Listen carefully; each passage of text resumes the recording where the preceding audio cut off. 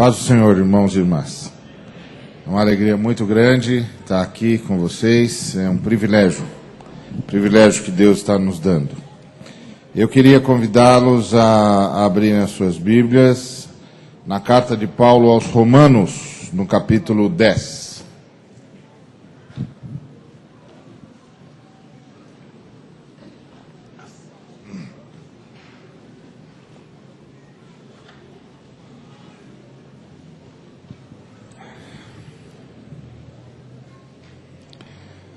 Romanos 10, nós vamos ler o versículo 15.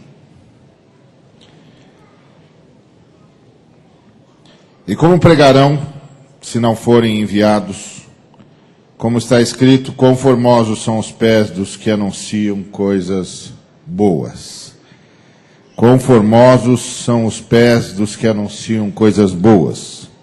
O apóstolo Paulo aqui está se referindo a um texto que está em Isaías. Lá no capítulo 52 de Isaías, Isaías diz a mesma coisa. Quão formosos são sobre os montes os pés dos que anunciam coisas boas, que diz a Sião, o teu Deus reina. E eu queria compartilhar com você, meu irmão, minha irmã, sobre essa frase de Isaías que Paulo retoma. Quão formosos são sobre os montes os pés dos que anunciam coisas boas. Por que dos que anunciam coisas boas, o que é formoso é o pé? Não devia ser a voz? Não deveria ser quão formosa é a voz do que anuncia coisas boas? Ou os lábios? Quão formosos são os lábios do que anuncia coisa boa? O que o pé tem a ver com isso? Quão formosos são sobre os montes os pés dos que anunciam coisas boas? Por quê? O que o pé tem a ver com a voz? O que o pé tem a ver com anúncio? Não devia ser, quão formosa é a voz do que anuncia coisas boas, como é bom ouvir a voz do que anuncia coisas boas, como soa bem aos ouvidos a voz do que anuncia coisas boas. Ou, quão formosos são os lábios daquele que anuncia coisa boa, que bom ouvir uma voz que anuncia coisas boas. O que os pés? O que os pés têm a ver com a voz? Não é? Tá certo que quando a gente tem algumas pessoas que falam bobagem, a gente diz que eles meteram os pés pelas mãos. Mas eu acho que o Paulo não estava pensando nisso, nem Isaías. O que os pés têm a ver com isso? É que o Paulo, retomando Isaías, estava retomando uma tradição muito antiga nos tempos passados, que era a tradição que mais tarde virou até no mundo esportivo a maratona. Vocês já ouviram, já assistiram as Olimpíadas, e vocês já notaram que nas Olimpíadas tem um esporte chamado maratona, que é um pessoal que a gente não sabe se está andando ou está correndo, ou é uma metade de andar, uma metade de correr, porque eles andam de um jeito totalmente diferente, mas eles têm de andar 42 quilômetros. Então a gente não sabe se eles estão andando ou estão correndo, porque quando a gente olha e diz, não, isso não é andar, isso é correr. Mas depois a gente presta atenção e fala, não, isso também não é correr, eu acho que isso é andar. Bom, é uma mistura de andar e correr, é um jeito estranho de mover as pernas, mas eles têm de andar 42 quilômetros.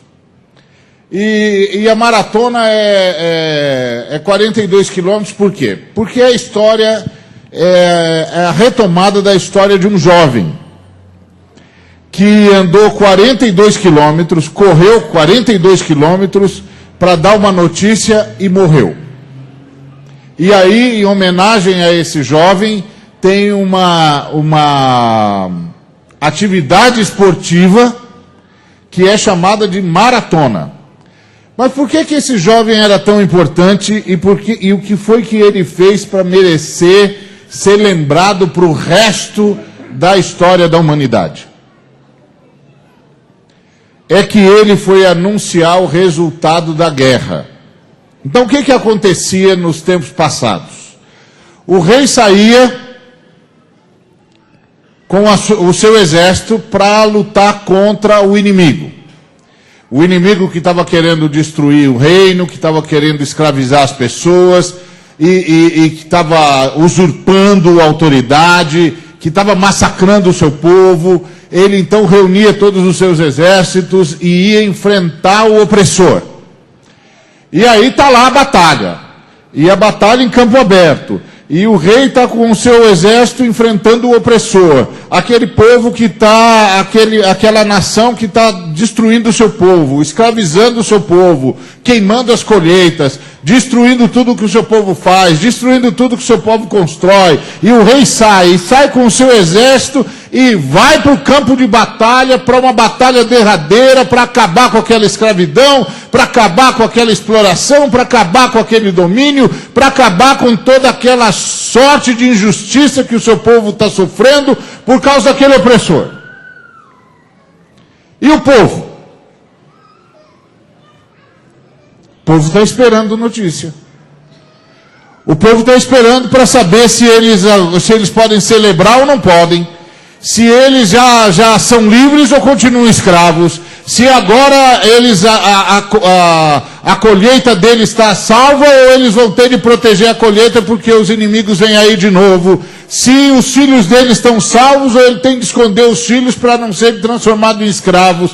Se as mulheres deles estão salvas ou eles têm de esconder as suas mulheres, as suas filhas, para não serem abusadas pelo inimigo. O povo fica aguardando. Notícias da guerra. E aí o povo fica olhando para onde? Para os montes. Fica olhando para os montes. Aguardando o quê? Aguardando o jovem que vai chegar para avisar se a guerra foi ganha por eles ou se eles continuam escravos. Se eles podem celebrar a vitória ou eles vão ter de chorar a derrota. Se eles podem se alegrar ou então estão condenados à tristeza para sempre. Se os seus filhos podem sair dos esconderijos ou é preciso se esconder de forma melhor ainda. Eles ficam olhando para os montes. E por que ficam olhando para os montes? Porque já de longe, olhando para os montes, eles conseguem avistar que notícia que aquela pessoa está trazendo. Se ele está vindo saltitante, alegre, acenando para todo mundo, dizendo já lá desde os montes, porque ele já sabe que ele está sendo visto, dizendo vencemos, vencemos, vencemos, ele vem de um jeito. Mas se ele vem para trazer a notícia da derrota, se ele vem para trazer a notícia da perda, se ele vem para trazer a notícia da escravidão, a notícia do fim da colheita, do abuso das suas mulheres, da destruição da esperança daquele povo, ele vem de outro jeito. Ele não precisa nem chegar onde está o povo. Quando o povo vê como ele está andando, já sabe se a notícia é de celebração ou de choro. Por isso que Isaías diz, quão formosos são sobre os montes os pés do que anuncia coisas boas. Porque a hora que a gente começa a vê-lo, a gente já sabe, vencemos, vencemos, vencemos, vencemos, vencemos. Pois é disso que a Bíblia está falando. E o que é que tem a ver conosco? A Bíblia conta a história de uma rebelião e de uma escravidão. O que é que a Bíblia conta? A Bíblia conta que uma das criaturas mais poderosas das que Deus tinha criado, se rebelou contra ele. E que essa criatura que se rebelou contra Deus arrastou com ele 1/3 das milícias celestiais. Mas, não contente em ter arrastado 1/3 das milícias celestiais, essa criatura veio até a terra e seduziu a humanidade. E levou a humanidade a se tornar sua escrava. E levou a humanidade a se tornar sua serva. Arrastou a humanidade para as trevas onde estava vivendo. E que tudo parecia perdido. Tudo parecia perdido porque agora a humanidade não tinha como escapar mais do poder daquele ser maligno. A humanidade estava condenada a ser escrava desse ser maligno por toda a sua existência. Não havia saída. Parecia que tudo estava perdido. Até que, depois de séculos e séculos e séculos e séculos de silêncio, em que a humanidade já não sabia mais nada sobre Deus, a última notícia que se tinha sobre Deus foi quando Deus salvou a humanidade através do dilúvio, salvou uma família. E depois também aquela família foi se perdendo, se perdendo, se perdendo, e ninguém mais sabia de Deus. A única coisa que os homens sabiam era da sua dor. A única coisa que a raça humana sabia era das suas tragédias. A única coisa que a raça humana sabia era daquela coisa terrível de que nós só vivemos em guerra, nós só nos matamos, nós só nos destruímos, nós não conseguimos entender o que está acontecendo conosco. Há um montão de deuses, mas nenhum desses deuses é Deus coisa nenhuma. A humanidade está perdida, ninguém sabe mais o que é a humanidade, de onde que nós viemos, por que nós estamos aqui, todo mundo perdido. Séculos de silêncio. A última vez que Deus havia conversado com um ser humano havia sido com Noé. E depois séculos de silêncio. E parecia que não tinha mais saída. E parecia que não tinha mais nada, porque afinal de contas a humanidade fora arrastada para as trevas. E o mundo se cobriu de trevas. O mundo se cobriu de trevas. Ninguém sabia nada sobre Deus. Até que um dia um nômade, um sujeito de uma tribo qualquer, desses que não paravam em lugar nenhum, que ficavam andando de lugar para lugar, uma hora estava acampado num lugar, outra hora estava acampado em outra hora estava acampado em outra, procurando água, procurando comida para o seu gado, e aí quando acabava a água num lugar, quando acabava a comida ia para outro, ia para outro, ia para outro, ia para outro, ia para outro. Era mais uma tribo nômade no mundo. E aí um membro dessa tribo, de repente, no deserto, andando sozinho, ouviu uma voz. Sai da sua parentela. Sai da sua casa. E vai para a terra que eu te mostrarei. Deus havia falado depois de séculos de silêncio. Séculos de silêncio. Séculos em que a humanidade não sabia mais nada sobre Deus, não sabia mais nada sobre coisa nenhuma. A única coisa que a humanidade sabia era sobre a sua dor. A única coisa que a humanidade sabia era sobre as suas guerras. A única coisa que a humanidade sabia é sobre as suas angústias e o seu sofrimento. Não sabia mais nada. Nada de Deus, nada de si, nada de nada. Até que séculos depois, aquele nômade, no deserto, ouviu uma voz. sai da sua casa, sai da sua parentela, sai da casa do seu pai e vai para a terra que eu te mostrarei. De ti farei uma grande nação. Abençoarei os que te abençoarem, amaldiçoarei os que te amaldiçoarem. E em ti serão benditas todas as famílias da terra. Eu vou abençoar a terra. Eu vou abençoar a humanidade. Eu vou salvar a humanidade a partir de você. Imagina aquele homem chegando lá na sua tenda, no seu clã, e dizendo: eu tenho de ir embora. Como você tem de ir embora? Eu tenho de ir embora porque eu ouvi a voz de Deus. Como é que você sabe que é Deus? Mas só pode ser Deus. Para falar do jeito que falou, só pode ser Deus. E que Deus que era? Não sei. Como é que ele chama? Não sei. O que ele faz? Não sei. Da onde que ele é? Não sei. Como é que ele se parece? Não sei. Mas como é que você sabe que é Deus? É Deus. E você vai embora? Vou. Mas você não sabe que é perigoso sair de perto da família? Sei. Você não sabe que se você sair de perto da família, as outras tribos nômades vão fazer de você escravo? Sei. Você não sabe que se você sair de perto da família, as outras tribos vão pegar a sua mulher para elas e ainda vão matar você? Sei. E mesmo assim você vai embora? Vou. Por que você vai embora? Porque Deus falou comigo.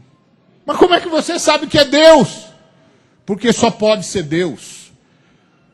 Mas você só ouviu uma voz. Mas eu não ouvi uma voz qualquer não. E não foi com o ouvido que eu ouvi não. Eu ouvi com o meu corpo. Está ecoando dentro de mim. Cada pedaço do meu corpo ouviu aquela voz. Aquela voz está o tempo todo me dizendo: sai da sua casa, sai da sua parentela e vai para a terra que eu te mostrarei. E qual é essa terra? Não sei. Então quando você sair da sua tenda com a sua esposa, você vai para o norte, vai para o leste, vai para o oeste ou você vai para o sul? Não sei. Rapaz, você não sabe nem que direção que você vai tomar? Não sei. E como é que você sabe para onde deve ir? Eu não sei. Então como é que você vai? Eu vou sair. E ele disse que vai me mostrar para onde que eu tenho de ir. E como que ele vai mostrar isso para você? Não sei. E você vai desse jeito? Vou. E por que você vai? Porque eu não posso desobedecê-lo. Essa voz dentro de mim é tão forte que eu não posso desobedecer. Eu vou. Era Deus chamando a humanidade. Era Deus visitando os homens depois de séculos de silêncio. Era Deus começando a grande obra de salvação da humanidade. E o restante da humanidade? O restante da humanidade não sabe nada. Ninguém sabe nada de nada. Aqui e ali tem um Jó, um outro, que tem alguma percepção de Deus. Mas o restante da humanidade não sabe nada. Nada. Centenas de pessoas não sabem nada. Nada, nada de nada. Só aquele homem ouviu aquela voz. E aí vieram os descendentes dele. Milagre atrás de milagre para ele ter descendentes. E aí veio o seu filho. E depois veio o seu neto. E aí o seu filho Isaac também ouviu essa voz, e depois o seu neto Jacó também ouviu essa voz, e depois ninguém mais ouviu essa voz. E o seu filho Jacó teve 12 filhos. E desses 12 filhos, tinha um que tinha sonhos. E sonhava, e sonhava, e sonhava, e sonhava, e sonhava. Mas ninguém mais ouviu a voz. E aí aquele moço que sonhava foi traído pelos irmãos. E os irmãos o mandaram, o venderam como escravo. E a tribo nômade que o comprou como escravo vendeu para o Egito. e um general no Egito comprou aquele jovem como escravo, e aquele jovem começou a viver como escravo, e aí ele foi traído pela esposa daquele homem, foi caluniada pela esposa do seu dono, e foi para a cadeia. Então, se ele já era escravo, agora ele estava pior ainda. E toda a família dele estava longe. Os irmãos tinham traído, o pai pensou que ele tinha morrido, e ele continuou firme. E provavelmente, quando o carcereiro via como ele trabalhava direito, como ele era um homem sério, o carcereiro dizia para ele: escuta, mas como é que você é assim? E ele diz: é porque eu sirvo a Deus. Que Deus? Ah, a voz que falou com os nossos pais. Como assim? O meu avô e o meu bisavô, eles ouviram uma voz. E o meu pai também ouviu essa voz. E nós seguimos essa voz. Voz de quem? De Deus. Que Deus? O Deus que falou com meu pai. E como é que ele chama? Não sei. E como é que ele se parece? Não tenho a menor ideia. E onde é que ele está? Não sei. Mas ele é o Deus das montanhas, ou ele é Deus do mar, ou ele é Deus do deserto, ou ele é Deus da floresta, ele é Deus da onde? Ah, não sei. E o que é que você sabe dele? Que ele falou com meu pai. Não sei de mais nada. E aí a família dele foi para o Egito, porque Deus, esse Deus extraordinário, fez ele se tornar o homem mais poderoso do Egito. Ele levou a família para lá, e 400 anos se passaram. E durante 400 anos os descendentes daquela família só sabiam dessa voz, não sabiam mais nada. Durante 400 anos, aqueles homens e mulheres invocaram a voz que falou com o nosso pai. E eu posso imaginar todas as pessoas que cruzavam com os hebreus no Egito e viam que os hebreus não tinham nenhuma imagem de Deus, que os hebreus não tinham nenhum altar em casa, que os hebreus não tinham nenhuma estátua, que os hebreus não tinham nada. Aí perguntavam: vocês adoram algum Deus? Adoramos. Que Deus? O Deus que falou com os nossos pais. E como é que ele chama? Não sei. E da onde que ele é? Não sei. E o que é que ele faz? Não sei. E quando vocês querem invocá-lo, como é que vocês falam? A gente fala: Deus que falou com os nossos pais. E faz quanto tempo que Deus não fala com vocês? 400 anos. E vocês continuam invocando esse Deus durante 400 anos, e ele nunca mais falou com vocês, nunca mais falou com a gente. 400 anos. Olha que história interessante essa história. Essa é a história da salvação. Quando você vê a história de Israel,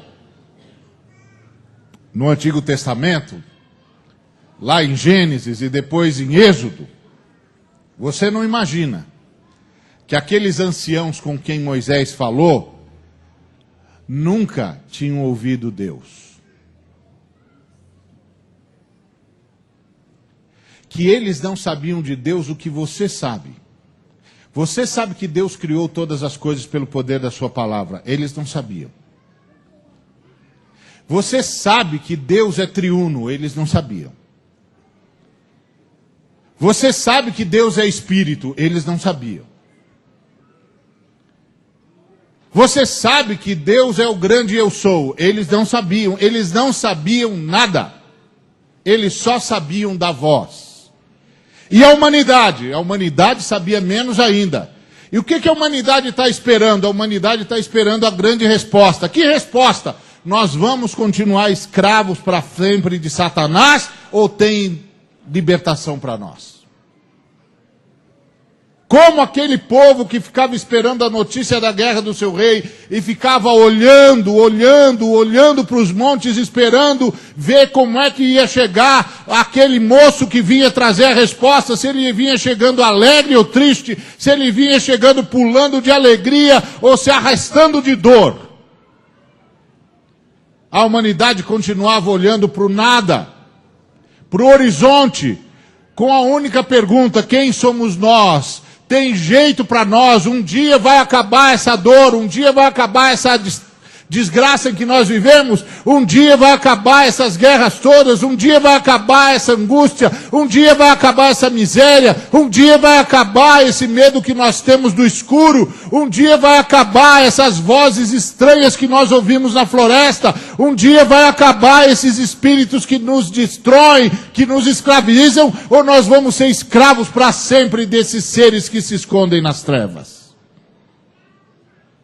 Quem sabia? Ninguém sabia.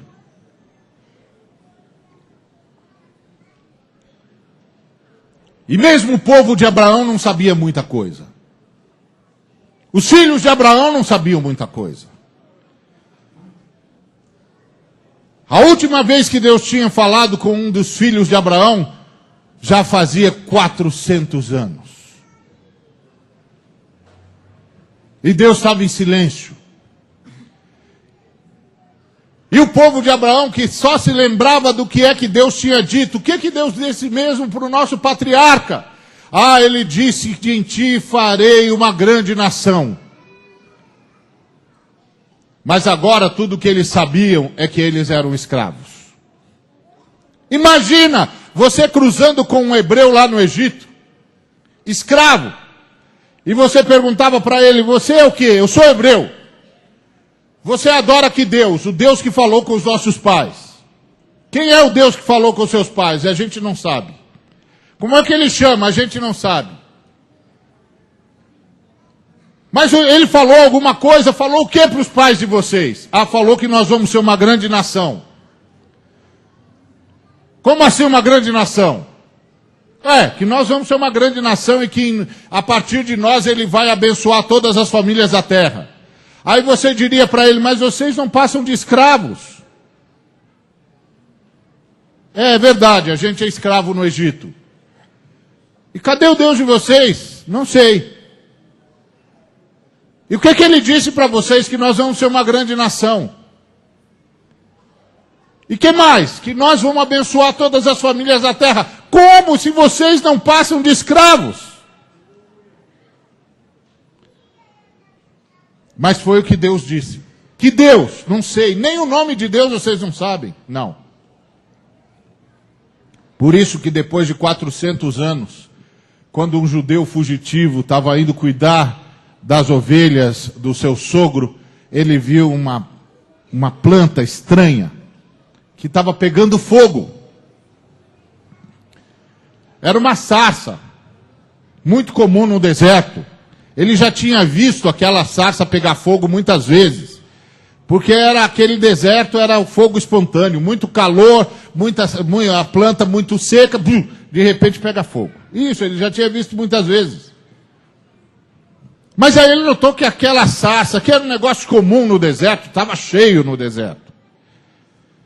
Aquela sarça tinha uma coisa esquisita. Estava pegando fogo, mas não estava se queimando. Como é que alguma coisa pode pegar fogo e não queimar? Não estava sendo devorada pelas chamas. Aí ele disse: deixa eu entrar aqui para ver o que é isso aqui, deixa eu ver isso de perto. Olha que coisa esquisita, está pegando fogo, mas não está queimando.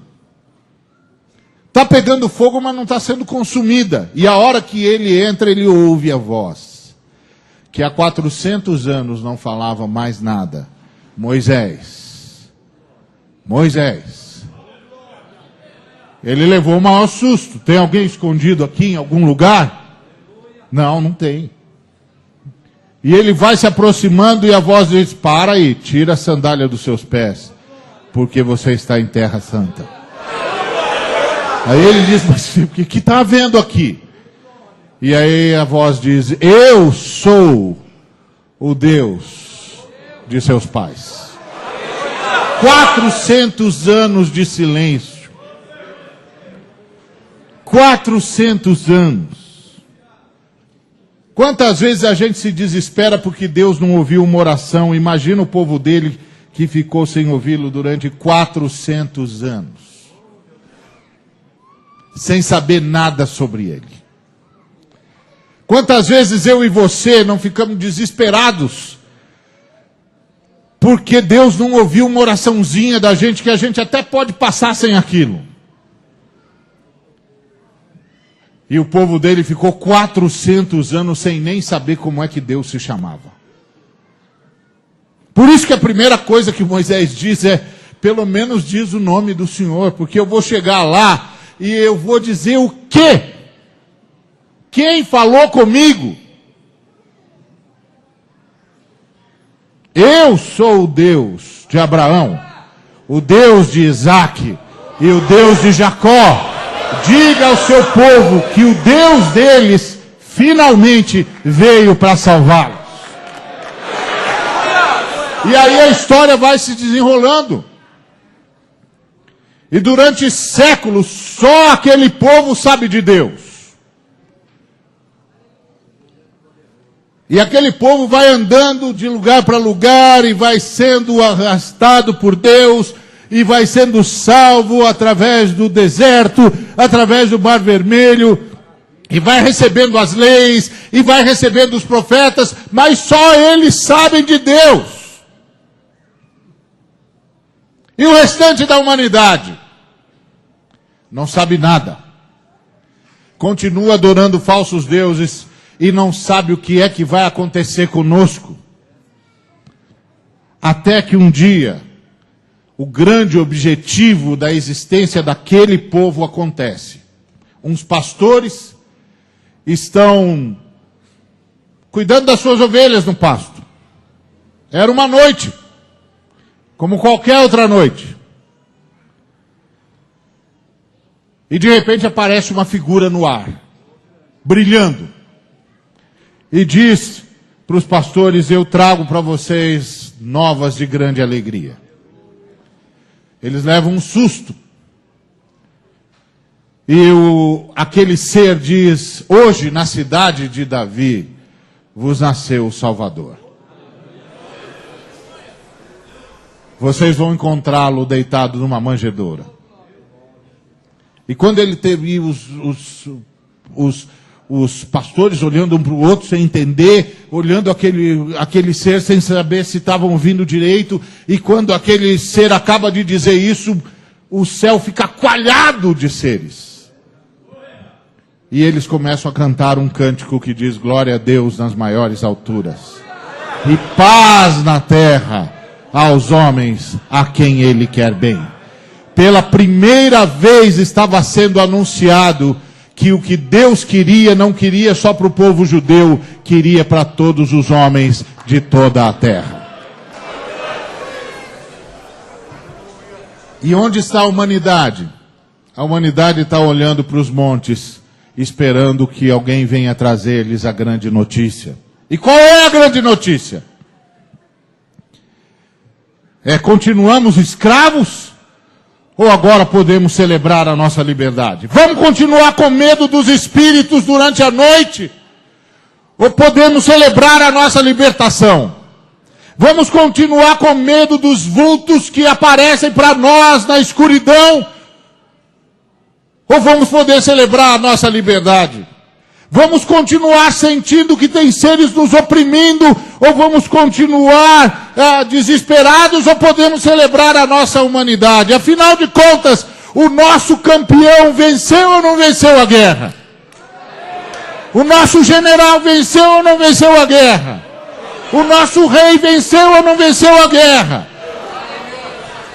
O povo ficava esperando essa notícia e hoje toda a humanidade tem a mesma pergunta. Continuamos escravos ou podemos celebrar a nossa libertação? E quem é que tem essa mensagem? Quem é que tem esses pés que podem levá-lo a anunciar essa mensagem? Quem é que sabe disso? Você sabe!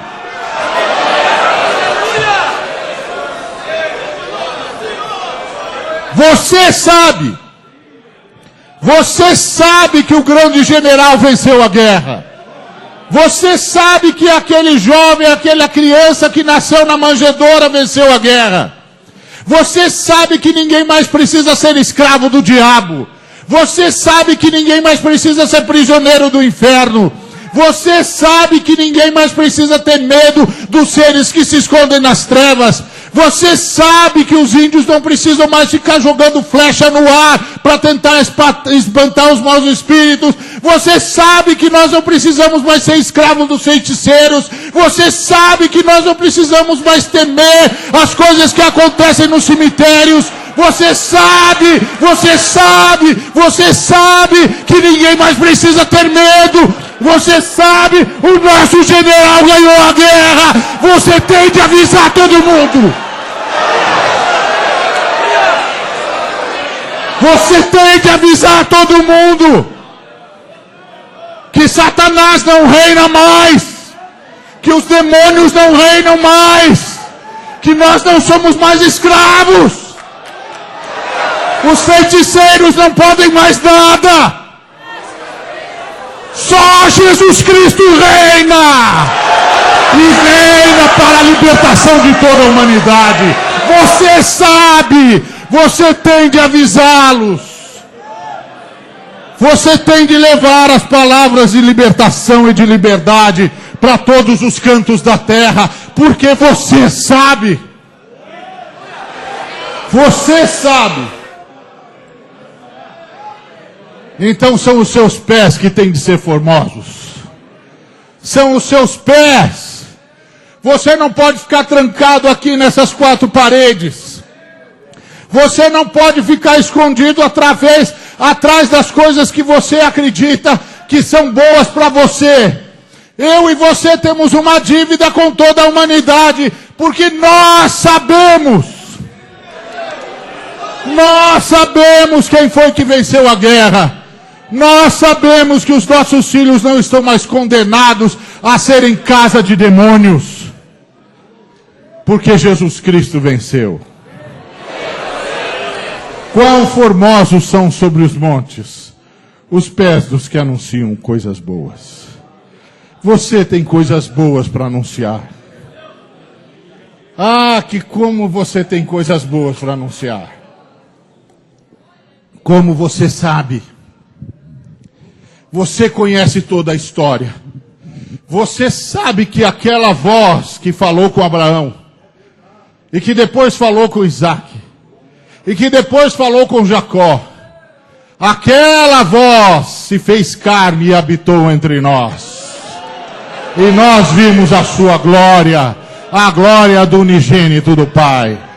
A voz que fez o coração de Abraão bater mais forte. A voz que arrancou Jacó do seu desespero.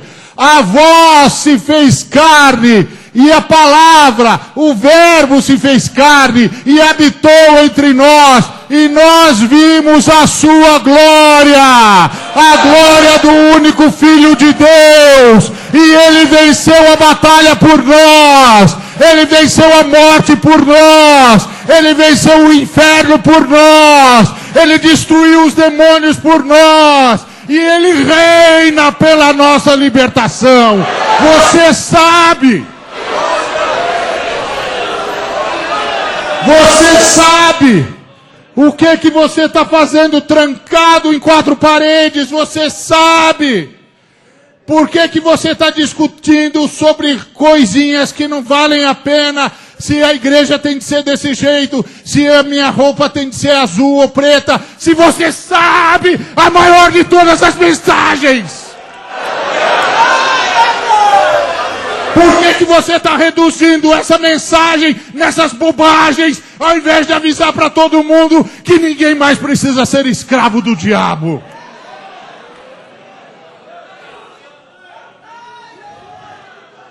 Você sabe. São os seus pés que precisam ser vistos nos montes. Gente de todas as raças, de todas as tribos e de todas as nações estão olhando para os montes e perguntando até quando nós vamos ser escravos. Você tem a chave da libertação deles. São os seus pés que precisam ser formosos sobre os montes. Você sabe. Você tem de ir e pregar para todo mundo. Você sabe. Nós não somos mais escravos do diabo. Jesus Cristo venceu. E agora Vá lá onde estão as tribos, onde estão as pessoas perdidas, olhando para os montes e dizendo: até quando? Até quando? Até quando? Até quando eu vou ser escravo dessa coisa terrível que eu nem sei o que é? Até quando eu não vou conseguir dormir direito? Até quando eu vou ser uma pessoa apavorada? Até quando? Até quando? Até quando? Até que eu e você cheguemos até Ele e digamos: Jesus Cristo venceu e Ele é o nosso Salvador e você não precisa mais ser escravo de ninguém. E todas as hostes do diabo se afastem, porque só há um Senhor no universo, e quando Ele fala, todos os outros seres se calam, e todos os joelhos se dobram, e Ele é Jesus Cristo, o Filho do Deus Altíssimo, cujo nome é bendito de eternidade e eternidade. Que assim seja, para a glória de Deus. Amém.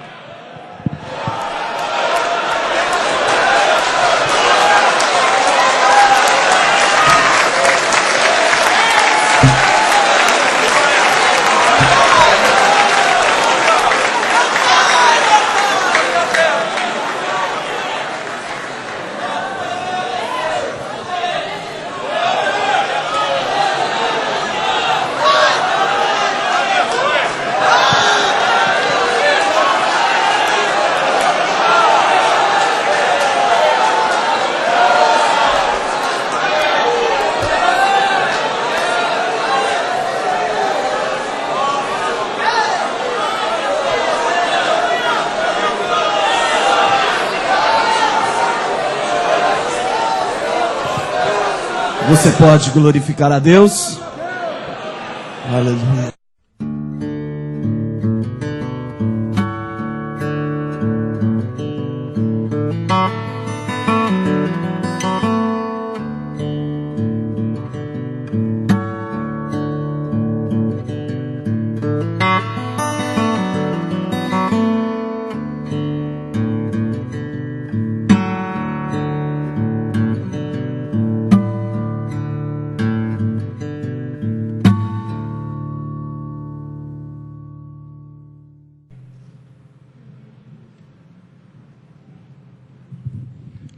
Paz do Senhor, irmãos e irmãs, alegria estar com vocês. E eu pensei que era presente para mim, não. Eu estou muito grato a Deus por estar aqui com vocês, é um privilégio, realmente é um grande privilégio. Você sabe que quando a gente fala para os colegas assim, que foi pregar na Assembleia de Deus, o pessoal diz: ih, rapaz, então você está ficando bom mesmo. Porque Deus deu tanto para a Assembleia de Deus, que a Assembleia de Deus, se lembrar de algum irmão que está fora da Assembleia de Deus, é porque nós ficamos bom mesmo. Eu já falo: então Deus é a Deus, agora eu vou fazer festa. Então é um privilégio muito grande estar com vocês, realmente uma alegria que lota o coração da gente. Ainda ouvindo essas músicas do pastor Serafim, então, eu tô saindo daqui apaixonado por essa visão missionária. Já levei um CD dele lá, vou ouvir até gastar. Mas é uma bênção. Eu queria conversar com vocês sobre Gênesis capítulo 18. Gênesis capítulo 18, queria falar sobre a nossa chamada, como a nossa chamada é como a chamada de Abraão, chamada missionária de Abraão. E qual é o nosso papel nisso? E nós temos um papel importantíssimo. Lá no capítulo 18 do Gênesis, lendo a partir do versículo 16. Gênesis 18, versículo 16. Tendo-se levantado dali, aqueles homens olharam para Sodoma, e Abraão ia com eles para os encaminhar. Disse o Senhor: ocultarei a Abraão o que eu estou para fazer? Visto que Abraão certamente virá a ser uma grande e poderosa nação, e nele serão benditas todas as nações da terra. Porque eu o escolhi para que ordene a seus filhos e a sua casa depois dele, a fim de que guardem o caminho do Senhor e pratiquem a justiça e o juízo, para que o Senhor faça vir sobre Abraão o que tem falado a seu respeito.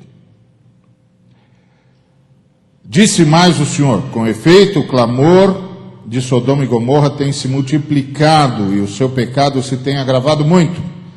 Descerei e verei se, de fato, o que tem praticado corresponde a esse clamor que é vindo até mim.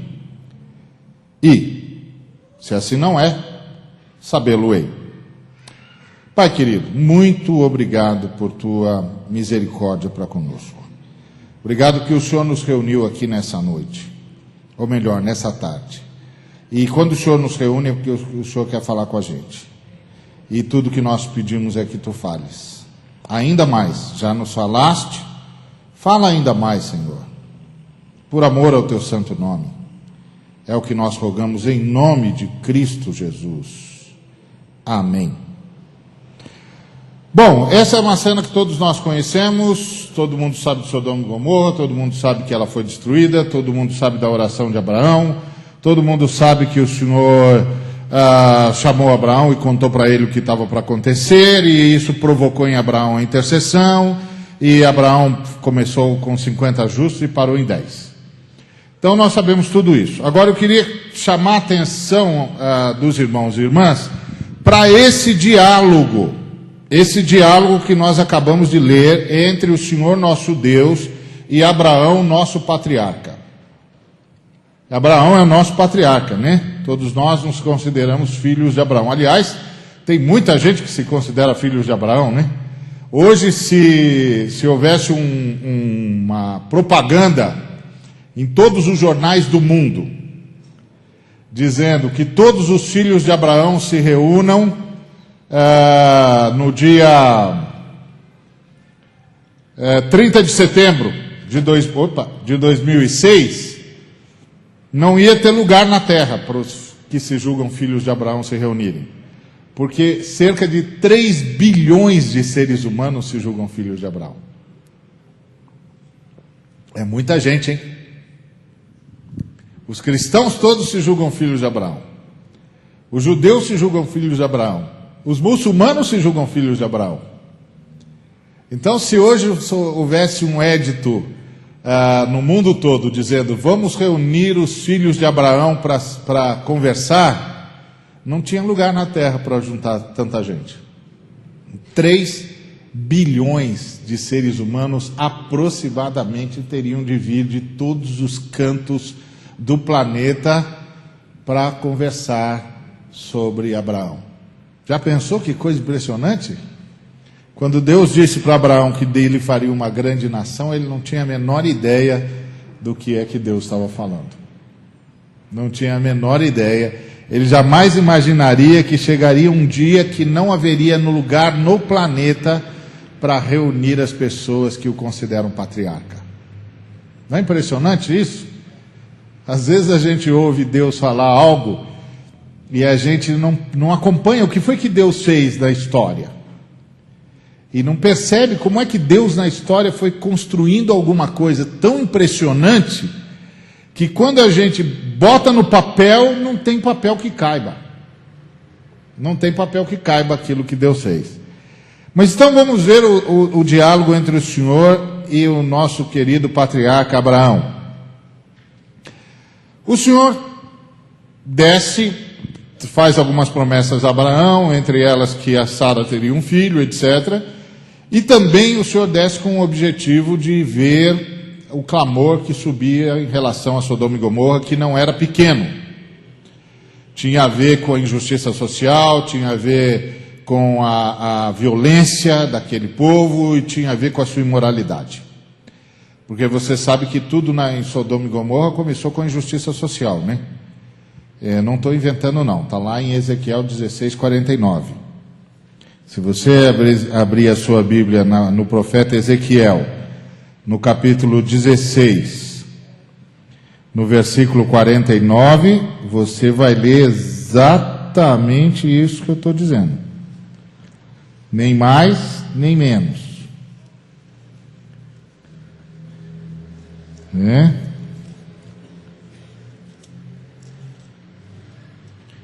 Então, aqui se você abrir Ezequiel 16, você lê agora o versículo de número 49, o que você leu? Eis que esta foi a iniquidade de Sodoma, tua irmã, soberba, fartura de pão e próspera tranquilidade, teve ela e suas filhas, mas nunca amparou o pobre e o necessitado. Está vendo? Tudo em Sodoma começou com injustiça social. Quando você pensa no Brasil, isso lembra para você alguma coisa? Não. Então você pode imaginar em que país, que risco que o Brasil está correndo. Porque a gente esquece que Deus também tem um juízo na história. Deus não tem só o juízo final, não. Deus tem um juízo na história. A gente é que se esquece, mas Deus tem juízo na história também, não é só juízo final, não. Deus não deixa para ser juiz só no último dia. Ele também tem juízo na história. Algumas nações não sobrevivem. Então Sodoma foi uma dessas que não sobreviveu por causa da injustiça social. Começou com a injustiça social e desandou na imoralidade. Então, aí o Senhor está conversando com Abraão sobre isso, sobre a situação grave. O Senhor está lá para ver essa situação grave de Sodoma e Gomorra. Aí ele começa a conversar com Abraão. O que ele diz? Ocultarei a Abraão o que estou para fazer? Então ele está dizendo que ele tem algo e que ele não vai esconder do seu patriarca. Afinal de contas, Abraão é o único ser humano na face da terra, naquela altura, que tem esse nível de intimidade com Deus. Não é extraordinário? Porque você tem sempre de lembrar o seguinte, que hoje você sabe sobre Deus muito mais do que Moisés sabia. Você sabe coisas sobre Deus que Moisés nem imaginava. Você sabe muito mais do que Moisés jamais imaginou. Também o juízo sobre nós é um pouquinho diferente, né? Quem muito sabe, muito deve, né? Então, Abraão era a única pessoa em todo o planeta que tinha esse tipo de intimidade com Deus. Hoje todos nós temos esse tipo de intimidade com Deus. Você tem, eu tenho, todo mundo tem. Tá certo? Porque aqui na terra, aqui na reunião, eu sou o pregador, você está ouvindo, mas na hora que eu oro e você ora, eu e você somos exatamente a mesma coisa. Deus para ouvir você do mesmo jeito que para me ouvir. A diferença aí é quem de nós está orando. Às vezes eu não estou orando e você está orando, às vezes você não está orando e eu estou orando. Quer dizer, você está falando com Deus, mas não está orando. E às vezes eu estou falando com Deus e não estou orando. Porque também tem isso, né? Lembra daquele fariseu que disse, graças te dou ao Pai, porque eu não sou como esse publicano? O que foi que Jesus disse sobre ele? Disse o fariseu de si para consigo mesmo, graças te dou ao Pai. Ele pensou que estava orando, mas não estava orando. Tem gente que às vezes pensa que está orando e não está orando. Eu me lembro de um pastor chamado Davi Gomes, um pastor batista. Ele teve um programa na rádio Transmundial que era ensino da Bíblia. Ele era muito bom. Já, como diz o pastor Serafo, já foi para o andar de cima. O Senhor já o promoveu. E ele era bom homem de Deus, homem sério e tal. E uma vez uma irmã chegou para ele e falou assim, pastor, ora por mim. E ele disse assim, tá bom, nós vamos combinar o seguinte, primeiro a irmã ora pela irmã, depois eu oro pela irmã. Aí a irmã falou, tá bom. Então a irmã fez a primeira oração. Quando a irmã terminou de fazer a oração, o pastor estava em silêncio ele continuou. Aí aquele negócio constrangedor, meio chato, a irmã não sabia se falava com o pastor, se não falava, criou coragem e falou: pastor, o senhor não vai orar? Aí o pastor disse: irmão, o que foi que nós combinamos? Que primeiro a irmã orava pela irmã, depois eu orava. A irmã falou: tá bom. Então a irmã orou de novo. Aí terminou a oração, o pastor em silêncio estava, em silêncio continuou. Aí aquele negócio, aquele silêncio, aquele constrangimento, a irmã tomou coragem de novo e falou: pastor, o senhor não vai orar por mim? Aí o pastor disse: irmã, nós combinamos uma coisa. Primeiro a irmã ora pela irmã, depois eu oro. Aí a irmã, já constrangida, orou. Mas dessa vez ela abriu o coração e orou mesmo. Rasgou a alma diante de Deus. Aí quando ela terminou de orar, ele falou: tá vendo, irmã, agora eu não preciso mais orar pela irmã. Então, na hora da oração todo mundo é igual. A diferença é que uns oram e outros não oram. Uns só falam, mas não oram. Outros não, outros oram. Outros, quando entram na presença de Deus, entram na presença de Deus mesmo. E outros ficam recitando coisa para Deus. Então, a questão é que diante de Deus, na oração, é todo mundo absolutamente igual. Absolutamente igual. E, aliás, às vezes, quem a gente pensa que não está nem contando é quem realmente conta. Não sei se vocês sabem da história que aconteceu numa das ilhas britânicas. Um grande avivamento aconteceu numa ilha britânica. Lá, uma daquelas ilhas lá sob domínio da Inglaterra. E, de repente, o avivamento parou. Era uma ilhazinha. Aí todos os pastores da cidade, da ilha, se reuniram para saber o que tinha acontecido, que o avivamento parou. E aí ninguém descobria, eles resolveram reunir todas as igrejas da ilha. Aí reuniram todas as igrejas da ilha e perguntaram para todos os irmãos: irmãos, o avivamento estava vindo muito bem e parou. E nós precisamos saber o que aconteceu, se alguém pecou. Fala que é para a gente resolver isso, para saber por que parou. E ninguém sabia. Aí um irmãozinho já idoso, que sentava lá no último banco, que ninguém já nem notava mais, depois que ninguém sabia mais o que dizer sobre a parada do avivamento, ele falou: olha, eu tenho um negócio para dizer, mas eu nem tenho coragem de dizer. E o pastor que estava dirigindo falou: não, fala, meu irmão, fala, nós estamos precisando de uma luz aqui, fala. Aí ele disse: sabe o que é, pastor? Antes do avivamento começar, uns 6 anos antes, eu passava toda a noite de sexta para sábado em jejum e oração pelo avivamento. Quando o avivamento começou, eu ainda continuei. E aí, um dia eu falei: já tem um avivamento aí. Aí eu parei. E no dia que eu parei, foi também o dia que o avivamento parou. Então estava aquele avivamento enorme, pregadores de tudo quanto é tipo pregando, grandes pregadores, mas Deus estava fazendo o avivamento porque um irmão, que ninguém nem lembrava mais dele, se ajoelhava durante 6 anos.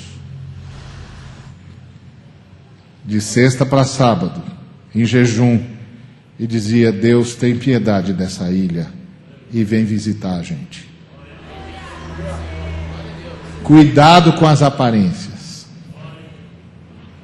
Você não sabe o que é que Deus está vendo e a quem Deus está ouvindo. Cuidado com as aparências, porque Deus não vê como o homem vê. E não se impressiona com nada dessas coisas que nós gostamos. Deus não se impressiona conosco. Pode ficar tranquilo. Deus não se impressiona comigo nem com ninguém. Deus vê e ouve o que eu não tenho a menor ideia do que seja. Eu só agradeço que Ele ainda está ouvindo. Não se iluda com as aparências. Elas não dizem nada. Elas não dizem absolutamente nada. Então Abraão era um desses nômades que não tinha aparência nenhuma. Mas era com ele que Deus falava. Era com ele que Deus falava. E aí Deus diz uma coisa para Abraão interessante. Ele diz assim, ele faz uma pergunta. Será que eu vou ocultar de Abraão o que eu estou para fazer? Bom, essa é uma pergunta que Deus faz para ele mesmo, né? Porque quem é que pode responder uma pergunta dessa para Deus? Ele fez a pergunta para ele mesmo. Agora, a pergunta que a gente pode fazer para Deus quando a gente ouve isso é, mas, Senhor, por que o Senhor ia contar para Abraão? Afinal de contas, quem é Abraão? Abraão é um nômade. Errante, sozinho, ele e a mulher. E o que ele conseguiu aí juntar nesses anos todos andando pelo deserto. Se você chegasse lá no deserto e perguntasse para qualquer pessoa, você já ouviu falar de Abraão? Ah, é um doido aí que anda ele e a mulher para cima e para baixo. Porque o que Deus pediu para Abraão era uma coisa que só um louco faria. Porque aquele era um povo nômade. E aí é o seguinte, a única segurança que Abraão tinha era ficar dentro do clã dele. Porque se ele tivesse desgarrado do clã dele, o primeiro grupo nômade que o encontrasse, transformava ele em escravo. Se não matasse logo para ficar com a mulher dele. Por isso que ele ficou com tanto medo lá no Egito. Era uma loucura fazer aquilo. Eu posso imaginar o Abraão chegando no clã dele e dizendo assim, pai, eu vou embora. Como vai embora? Hoje aqui, né, na nossa época, o filho pode chegar para o pai e dizer, pai, eu vou embora. Naquela época não. Naquela época não, a família não. Na África, antes dos europeus chegarem, também não fazia isso, não é isso, pastor? Família é família, é clã, você está no clã, onde o clã for, você vai. Onde a família for, você vai. Se a família vai para o norte, você vai para o norte. Se a família vai para o sul, você vai para o sul. Como onde eu vou embora? Vou embora da onde, meu filho? Não tem lugar para ir fora da família.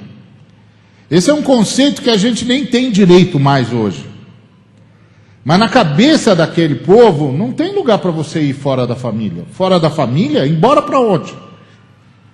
Então imagina ele chegando e dizendo assim, eu vou embora. Que isso? Você ficou louco? Eu e a Sara, vou pegar a Sara e vou embora.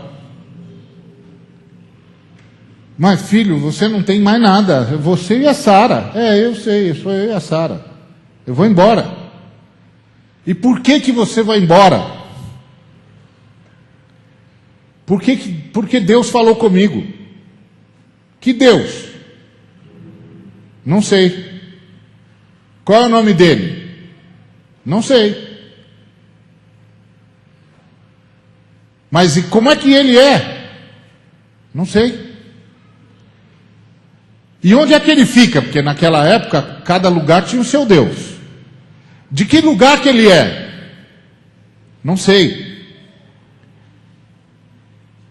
Então você ouviu uma voz? Ouvi. Você está dizendo que é a voz de Deus? É, a voz de Deus. Que Deus? Não sei. Qual é o nome dele? Ele não falou. Mas ele é o quê? Ele fez o quê? Não sei.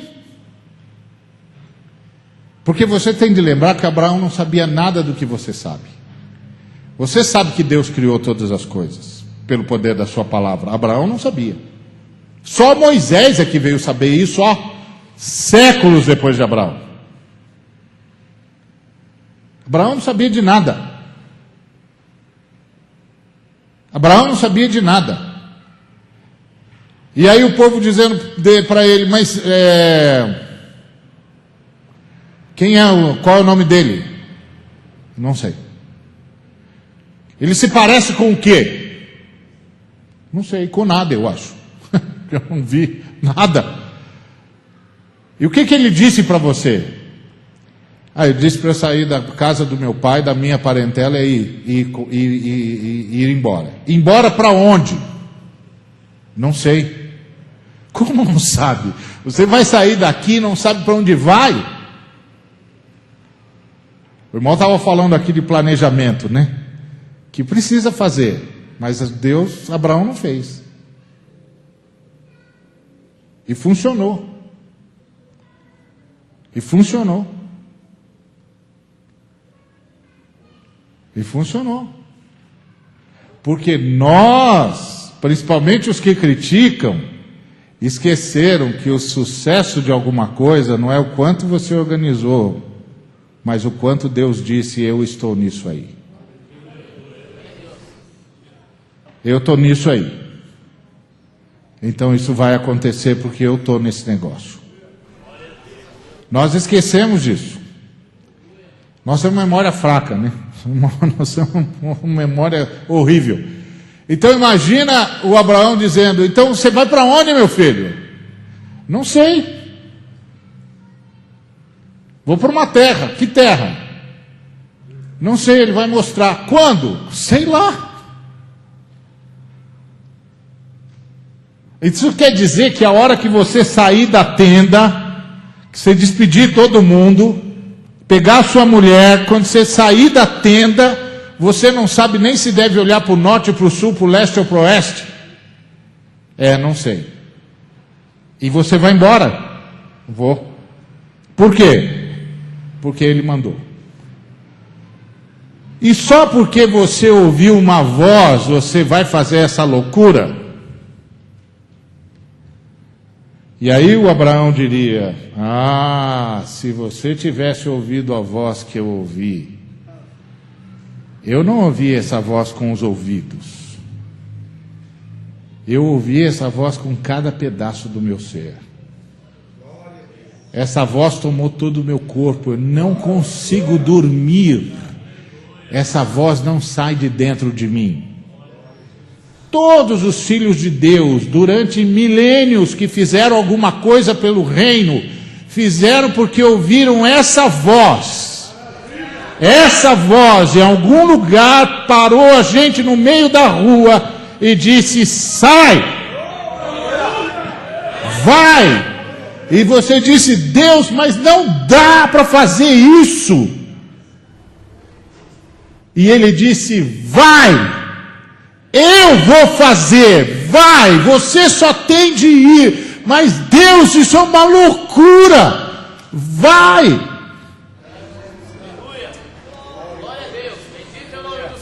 Foi isso é Abraão. Abraão é o sujeito que ouviu a voz, e nós, os filhos de Abraão, somos movidos por essa voz. Vai, eu vou mostrar para você. Senhor, eu vou para onde? Primeiro você sai, eu te mostro no meio do caminho. E ele vai mostrando. É impressionante. Ele vai mostrando. Todos aqui sabem do que eu estou falando, porque todos nós em algum momento ouvimos essa voz. Essa voz estoura dentro da gente. Estoura dentro da gente. Não é o ouvido que ouve. Ela estoura dentro de você. Você sabe, ele está falando comigo. Eu tenho de ir. Eu tenho de fazer. Eu tenho de ir. Porque ele está mandando. Sim que ele construiu igreja. Vocês da Assembleia de Deus sabem muito bem disso. Um bando de doido lá no fim da Europa, uma terra gelada que só Deus entende como é que ele sobrevive naquele gelo danado. De repente roda um mapa e Deus diz: vai para tal lugar aqui, ó. Nem sabia onde é que era o Brasil. Foi parar em Belém do Pará. Vai fazer o que lá naquele fim de mundo do Brasil? Que língua que fala lá? Sei lá que língua que fala lá. Só vai. É assim que Deus faz as coisas. Missão é assim que se faz. Os missionários são aqueles que ouviram essa voz. Vai. Então Deus disse: eu vou deixar de falar com esse moço sobre o que é que eu vou fazer, porque também você tem de lembrar o seguinte: Deus fala com quem ouve a voz dele, né? Deus fala com quem ouve a voz dele. Tá certo? Vocês viram, teve uma reportagem agora na Veja sobre o pastor é show, né? Horrível. Eles tinham me convidado, eu era um dos pastores que ia ser entrevistado lá. Eles me convidaram e eu disse: não vou não vou dar entrevista não. Não, pastor, não vou não. Vocês nem levam a gente a sério, agora você vem contando história para mim? Não, eu não vou. Não, mas os meus colegas são os meus colegas. Eles fazem o que eles quiserem fazer. Eu não vou não. Quando vocês quiserem falar sério sobre a igreja, vocês sabem onde eu estou. Quando vocês quiserem fazer bobagem, não conta comigo. Então, Deus fala com quem ouve a sua voz. Não com quem ouve a voz da fama, a voz da propaganda fácil. Deus fala com quem ouve a sua voz, que sabe o que significa essa voz estourando dentro da gente e fazendo cada pedaço do corpo da gente vibrar. Vai. Então Deus disse: eu vou deixar de falar alguma coisa para Abraão? Não vou. Mas por que o Senhor vai falar com Abraão? Porque esse é esse homem.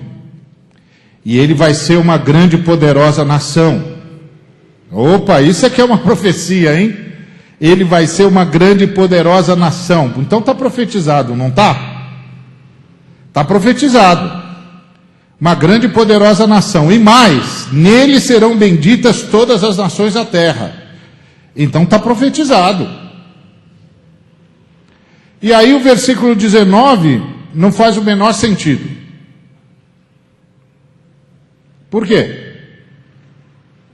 Olha lá o que está no versículo 19. Exatamente. Eu escolhi para quê? Para que ordene a seus filhos e a sua casa depois dele, a fim de que guardem o caminho do Senhor e pratiquem a justiça e juízo, para que o Senhor faça vir sobre Abraão tudo o que tem falado a seu respeito. Por que esse texto não faz sentido? Ora, porque o Ariovaldo é um herege, né? Só um herege falaria uma bobagem dessa. Por que ele não faz sentido aparentemente? Porque o Senhor já não disse que ele vai ser uma grande e poderosa nação? Disse ou não disse? Já não disse que nele serão benditas todas as famílias da terra? Disse ou não disse? Então por que ele tem de ordenar os seus filhos e a sua casa depois dele, para eles praticarem a justiça e o juízo, para que o Senhor possa fazer vir sobre Abraão tudo o que ele tem falado a seu respeito? Por quê? O Senhor já não disse que ele vai ser uma grande e poderosa nação? O Senhor já não disse que nele serão benditas todas as famílias da terra? Por que os filhos dele têm de ser obedientes para Deus poder fazer o que disse que ia fazer? Deus já não disse que ia fazer? E agora?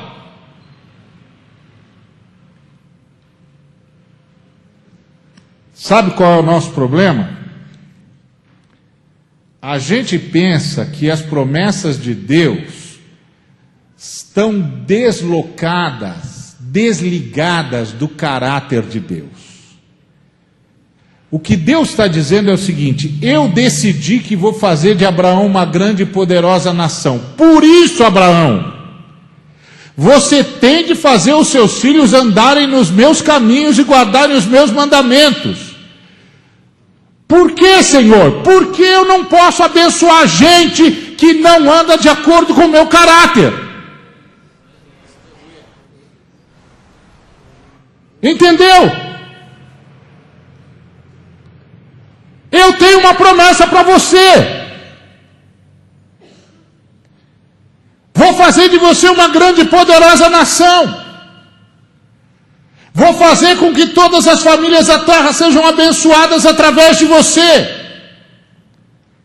Mas para isso, Abraão, você tem de fazer os seus filhos guardarem os meus mandamentos e seguirem os meus juízos. Por que, Senhor? Porque eu não posso abençoar gente que destrói o meu caráter. Eu não posso fazer alguma coisa contra o meu caráter, entendeu, Abraão? Eu não posso cometer injustiça, eu não posso mentir, eu não posso roubar, eu não posso dar jeitinho, Abraão. Sabe por quê? Porque eu tenho um caráter para zelar. Eu tenho caráter, Abraão. Eu sou um Deus justo, sou um Deus verdadeiro. A minha palavra não volta vazia. O que eu disse que eu vou fazer, eu vou fazer. Eu não minto, Abraão, entendeu? Então eu não vou poder abençoar o seu povo, se o seu povo não andar nos meus caminhos. E se o seu povo não andar nos meus caminhos, Abraão, eu vou ter de fazer o seu povo voltar para os meus caminhos, doa o que doer. Por isso que Israel enfrentou tanto cativeiro. Por que você acha que Israel enfrentou tanto cativeiro? Porque Deus disse, eu vou cumprir o que eu disse para Abraão, então esse povo vai andar na linha. Senão não posso cumprir o que eu falei para ele. Então, irmãos, qual é o meu papel e o seu papel para que Deus possa cumprir a sua promessa de abençoar todas as famílias da terra? Eu e você temos de guardar os juízos e os mandamentos do Senhor, e isso significa que nós temos de ser obedientes no dia a dia e no envio missionário. Se eu e você não fizermos a nossa parte, Deus não pode nos abençoar. Então, como Ele não vai negar a sua palavra, Ele vai fazer a gente sentir no lombo a dor para voltar a fazer o que devíamos ter feito por amor. Entendeu? Então não precisa passar por isso, viu, irmão? Não precisa passar por isso, irmã. É só a gente obedecer.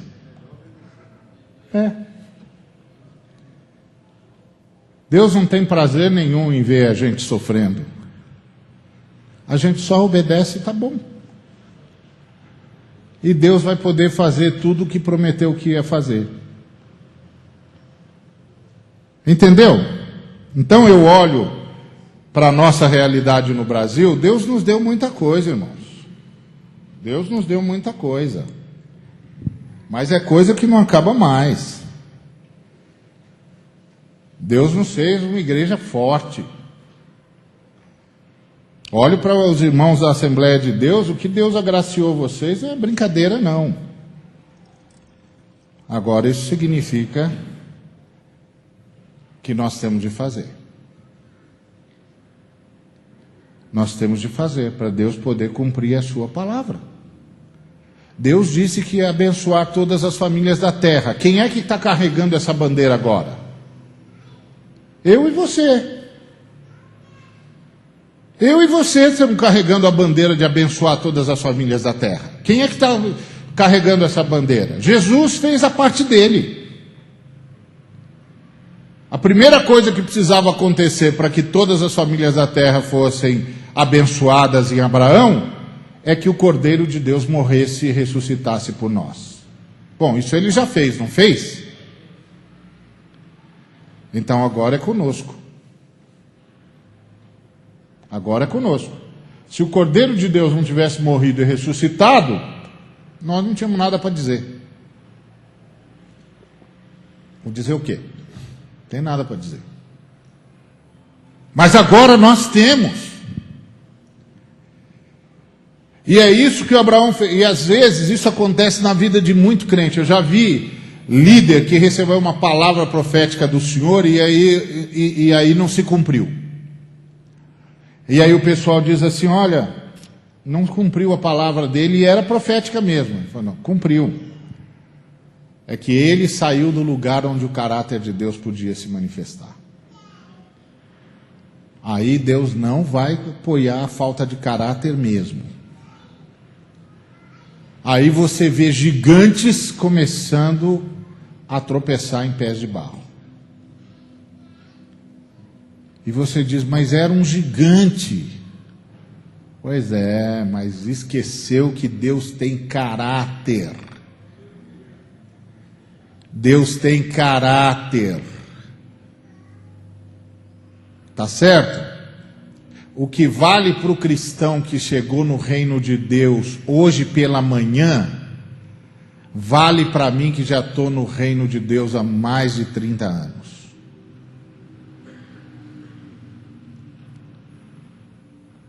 Não mudou nada. E pior, o fato de eu já ter andado com Deus quase 40 anos, me torna mais responsável ainda. Eu sei que não pode. O irmãozinho que chegou hoje pela manhã no reino ainda não sabe o que eu sei, mas eu sei. Ninguém precisa me dizer. Eu sei. Eu conheço as Escrituras Sagradas. Eu sei que não pode. E que quem não pode sou eu.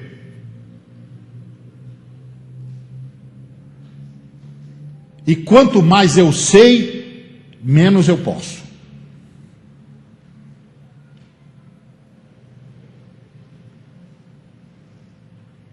Porque crescer espiritualmente é crescer em obediência. Não é crescer em poder. Poder Satanás tem.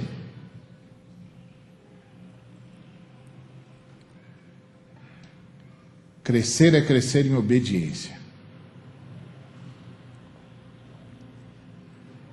Eu sei. Eu li nas Escrituras. Eu li. Está escrito lá.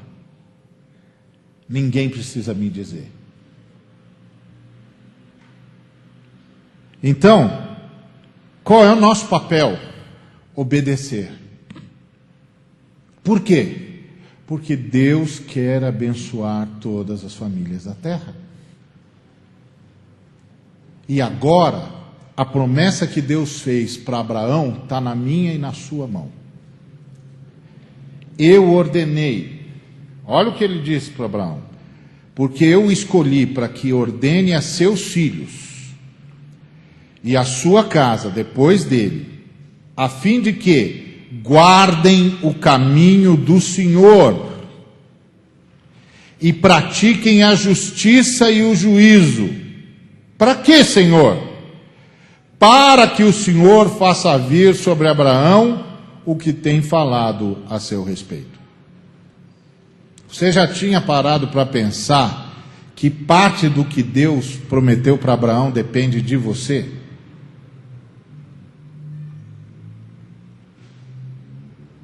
Já tinha parado para pensar nisso? Pois então pense.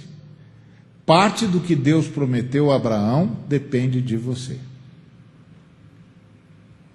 Você tem participação nesse negócio. Depende de você. Porque eu e você, como é que diz o texto? Porque eu escolhi para que ordene aos seus filhos. Você não é filho de Abraão? Sim ou não? Bom, então é com você. Seus filhos e sua casa depois dele. É a gente, não é? Qual é a ordem que tem aqui? Para que Guardem o quê? O caminho do Senhor. Eu e você. Guardar o caminho do Senhor é simples. Faça o que Jesus faria se estivesse no seu lugar. O jovem, quando você for namorar, namore como Jesus namoraria se estivesse namorando, ali no seu lugar. Quando você for fazer negócio, faça um negócio como Jesus faria se estivesse no seu lugar. Quando você for falar com alguém, fale como Jesus falaria se estivesse no seu lugar.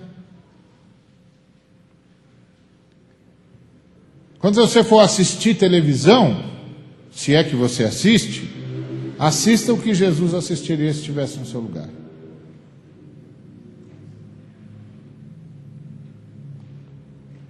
Quando você for ler revista ou livro, leia o que Jesus leria se estivesse no seu lugar.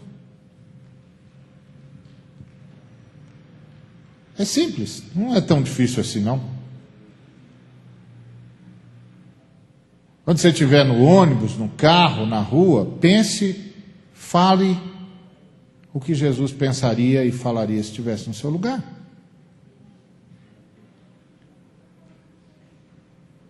Aí você derrota Satanás. Porque a hora que Satanás soprar qualquer coisa para você, você diria, opa, Jesus não pensaria isso. Então não é de Jesus. Se não é de Jesus, não é comigo. É simples. Nós não temos problema na igreja porque é difícil ser cristão. Nós temos problema na igreja porque é difícil deixar de ser pecador. De ser egoísta, de ser orgulhoso, de ser vaidoso, de querer tudo para si e nada para os outros. É por isso que a gente tem problema na igreja. Não é porque é difícil ser cristão, é porque é difícil deixar de odiar. É difícil deixar de mentir. É difícil deixar de lesar. É difícil controlar a língua. Não é porque é difícil ser cristão.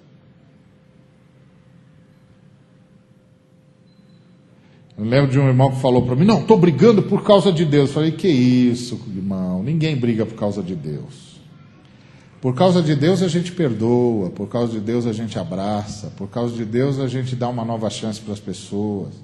Quando a gente briga é por nossa causa mesmo. A gente briga pelas coisas que a gente quer para nós, ou que a gente acha que é nosso. Ou pelo jeito que a gente acha que devia ser. Por Deus ninguém briga não, irmão. Por Deus a gente perdoa. Por Deus a gente começa de novo. Por Deus a gente abraça. Por Deus a gente ora pelo outro e abençoa. Tem uma inversão de valores no nosso meio. É uma inversão de valores no nosso meio. Então aí a gente não guarda mais o caminho do Senhor. Porque a gente acha que o caminho do Senhor é muito difícil. Não, não é não. Não é não. Difícil é largar o nosso caminho. Não é andar no caminho do Senhor. Porque eu não largo o meu caminho, porque eu gosto que me enrosco de ver todo mundo fazendo tudo que eu quero. Aí eu não largo o meu caminho para andar no caminho do Senhor. O caminho do Senhor é o caminho de lavar o pé do outro. Eu quero o caminho de mandar o outro lavar o meu pé. Entendeu? Eu quero o caminho de dizer para o cara, você sabe com quem você está falando? Pode lavar o meu pé, rapaz. Quando o caminho do Senhor é, vai lá, tira o sapato do moço, tira a meia dele, lava o pé dele, que ele está cansado, ele está precisando de refrigério. É essa a diferença. Não é o caminho do Senhor que é difícil, não. É o nosso que é difícil de largar. E aí o Senhor não pode abençoar todas as famílias da terra como Ele disse que ia abençoar, porque a gente não guarda o caminho do Senhor. Entendeu? Então a gente não fica perguntando, Senhor, o que o Senhor quer? A gente diz para o Senhor o que a gente quer que Ele faça.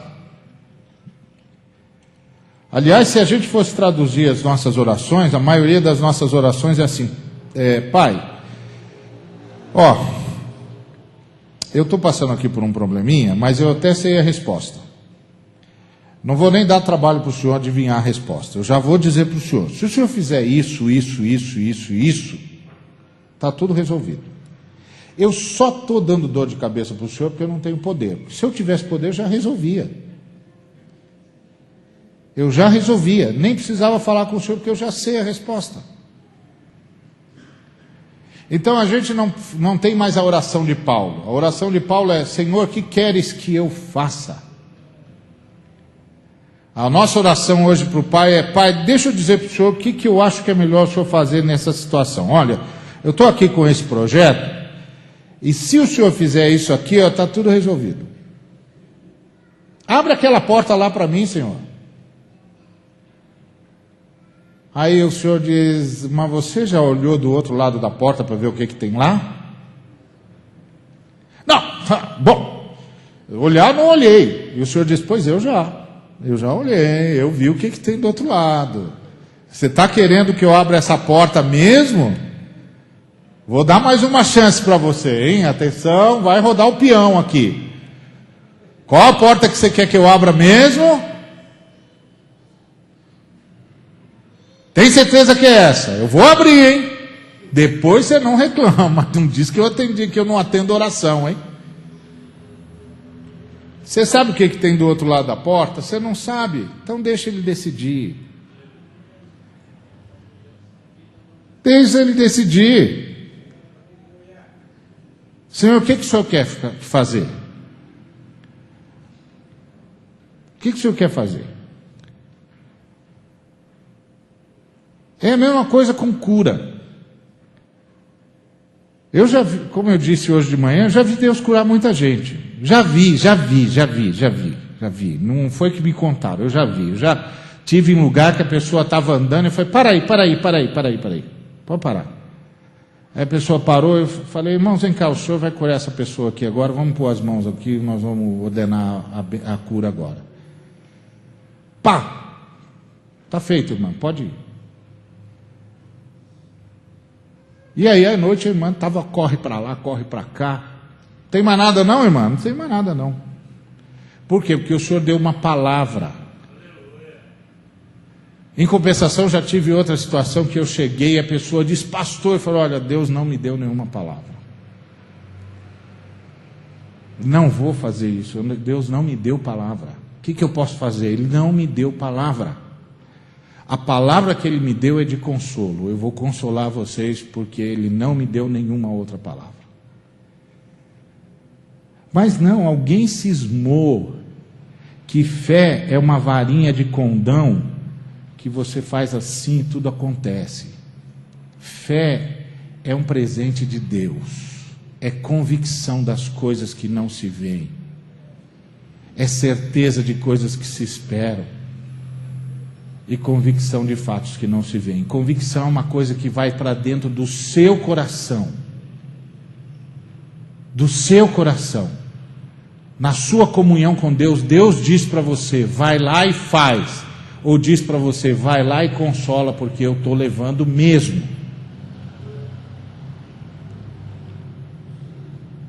E você vai lá e fala a palavra de Deus. Se a palavra de Deus for palavra de cura, vai ter cura. Se a palavra de Deus for palavra de consolo, então é a palavra de consolo. Mas como nós somos duros de coração para entender isso. Somos duros de coração. E vocês sabem disso muito, porque Deus levantou nessa igreja muita gente com dom de cura. E quantas vezes você já não foi em igreja e está cheio de gente para ser curada e Deus aponta 10 pessoas e 10 pessoas são curadas. E as outras 20? Volta doente, porque Deus não deu palavra. Deus não deu a palavra de cura, então não tem cura. Quando Deus dá a palavra de cura, então tem cura. É assim a coisa. Porque fé é convicção, é coisa que é dita lá dentro. Como é que você pode ter convicção de fatos que você não vê? Como é que você pode ter certeza de coisa que você está esperando? Se está esperando, não chegou. Como é que você pode ter certeza? Se é fato, você já devia ter visto. Como é que você pode ter convicção de um fato que você não viu? Sabe qual é o problema da fé? É que fé não é acreditar no poder de Deus.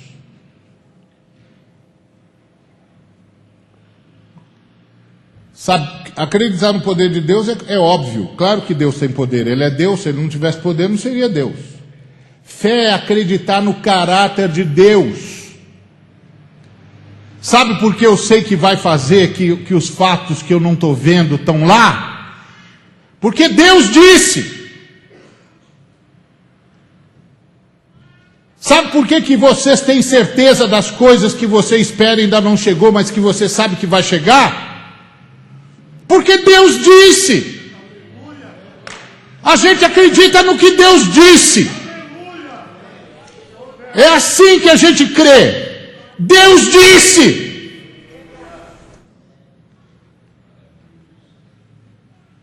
Está falado, Ele disse, está falado. Pode vir aqui que eu vou falar a palavra que Deus disse. Isso é que é fé. Você não viu Jesus multiplicando 5 pães e 2 peixes? Se sou eu que estou lá no lugar de Jesus, eu tinha feito oração de arrancar a faísca do trono. Deus Todo-Poderoso, o Senhor tem de fazer um grande milagre, porque estou aqui com 5 pães, 2 peixes e mais de 5.000 homens e mulheres e crianças, e o Senhor não pode envergonhar o teu servo, não pode envergonhar o teu nome, o Senhor tem de fazer alguma coisa, porque o Senhor é poderoso. E os arcanjos já tocam uns trombetes e diz: vamos, porque tem um pregador botando Deus numa fria lá embaixo. Não é? Que foi que Jesus Cristo fez? Agradeceu, partiu o pão e distribuiu. Sabe por quê? Porque Jesus tinha fé. E é como se ele estivesse dizendo: eu conheço meu Pai. Se o que o meu Pai mandou foram 5 pães e 2 peixes, é porque com 5 pães e 2 peixes nós vamos fazer uma festa. É assim que é fé. Vamos fazer uma festa. Porque o problema nosso, uma vez um irmão chegou para mim e falou assim: rapaz, estou querendo fazer um projeto para casais. Eu falei: oh, maravilha, isso é um grande projeto, precisa mesmo. Mas vai custar R$1 milhão. Eu falei: e daí? Falou: R$1 milhão. Eu falei: sei, e daí? Ele falou: não, mas você não acha que eu devo me preocupar com R$1 milhão? Eu falei: não. E por que não? Por que não? Por que você vai se preocupar com R$1 milhão? O que é R$1 milhão? R$1 milhão não é nada. Ele falou: então com o que eu devo me preocupar? Com se Deus quer que você faça isso ou não. Porque se Deus quiser que você faça isso, meu amigo, R$1 milhão e R$1 não é nada. Se Deus não quiser que você faça isso, aí você vai bater a cabeça no poste. Você só tem de saber uma coisa: Deus, o Senhor quer que faça isso aqui mesmo? Quero. Então, me diz qual é a terra que o Senhor vai me mostrar, que eu já estou indo para lá. Eu já estou na porta da tenda. Para onde que eu vou buscar isso aqui que o Senhor quer que faça? É assim que nós andamos. Agora vou ficar preocupado porque custa R$1 milhão. Daí? Estou falando com o senhor, dá licença? Dá licença? O camarada vem me interromper, dá licença? Estou falando com o senhor aqui, dá licença? Ele manda em tudo aqui, está vendo esse moço aqui sentado nesse trono extraordinário aqui, está vendo? Ele manda em tudo. Ele manda em tudo, ele tem tudo aqui na mão dele, ó. Então eu vim perguntar para ele o que é para fazer. Os custos é problema dele, eu só quero saber o que é que, para onde quer que ele quer que eu vá, se é para o norte, para o sul ou para o leste. O restante é tudo problema dele, ele mesmo vai resolver. Não é minha obra, é obra dele, não é coisa minha, é coisa dele, o problema é dele, não é meu. O meu problema é fazer exatamente o que ele disser, e isso é meu problema. Eu não quero dar um passo que ele não disse dê.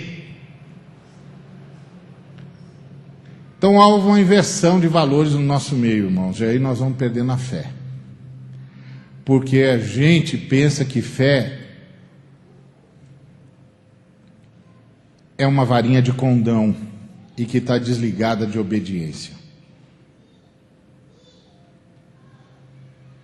A gente obedece e Deus vai nos dando as palavras de fé.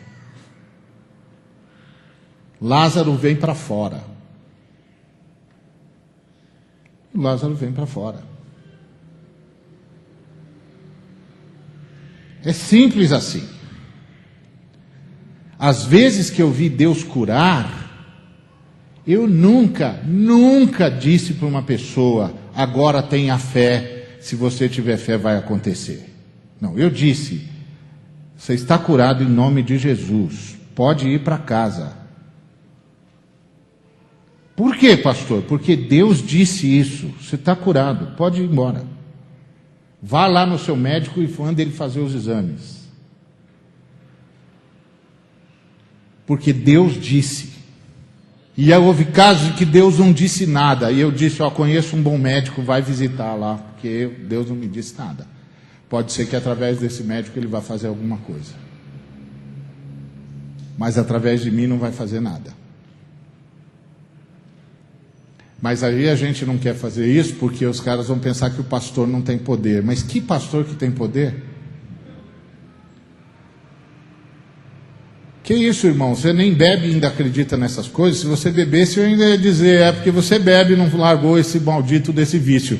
Mas você nem tem mais esse vício. Que pastor que tem poder? É que você ouve esses novos irmãos dizendo que vai passar a unção deles para você e tal, né? Pá, isso é besteira, viu? Isso é mentira. Se o cara disser isso, ele está mentindo para você. Quem tem unção é Jesus Cristo. Todos nós estamos debaixo da unção de Jesus Cristo. Eu não posso passar unção para você porque não é minha. Entendeu? Eu até já quis ter uma igreja para mim. Mas depois eu pensei, tem de nascer pelo poder do Espírito Santo de uma virgem. Tem de cumprir tudo quanto é profecia e não cometer nenhum pecado. Morrer na cruz e ressuscitar ao terceiro dia. Eu fiquei com medo de não ressuscitar, parei. Ora, faça-me um favor. Aí eu falei, sabe de uma coisa? Eu vou ficar na igreja de Jesus mesmo, que ele já passou por tudo isso. Então com ele já deu certo, eu não vou arriscar. Quem tem poder é Jesus Cristo, irmão. Quem tem poder é Jesus Cristo, irmão. É ele que distribui unção para quem ele quiser distribuir. A unção é dele. Ele conquistou lá na cruz a unção para ele. E agora ele desfez a unção para todos nós. Então não acredite nesse negócio. Vem aqui que eu vou passar a minha unção para você. Sua unção eu não quero não, ué. Sei lá por onde é que você passou, Jesus Cristo eu sei. Você não tem a menor ideia. Quero a unção de Jesus Cristo. Então é isso que o Senhor disse para Abraão. Abraão, você tem de fazer o seu povo andar no meu caminho, porque eu tenho uma obra para fazer. E eu escolhi você para levar o seu povo à obediência.